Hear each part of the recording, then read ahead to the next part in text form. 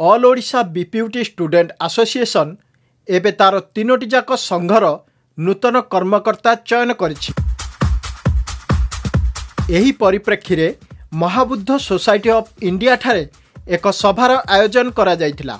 उक्त सभारे मान्यवर सांसद कलिकेश नारायण सिंहदेव मुख्य अतिथि भाव जोगदेई प्रदीप प्रज्वलन करने सहित आगामी दिन में बीपीयूटी किपरि उन्नत मार्ग में परिचालित हेब छात्र माननकु परामर्श देइथिले।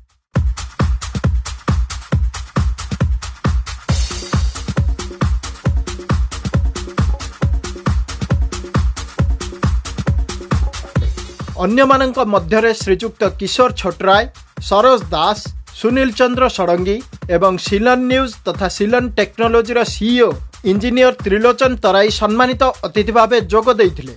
संघर मुख्य Suryanarayan Mahanti all Odisha BPUT student association नूतन सभापति भाव Biplab Kumar Pattanaik, all Odisha diploma student association सभापति सौम्यरंजन बेहेरा एवं all Odisha BPUT pharmacy student association सभापति अब्दुल वाहिद खान को नाम घोषणा करथिले। एहा परे सभाठारु एक विशाल बाइक रैली रे एही नूतन सभापति माननकु स्वागत करा जायतिला।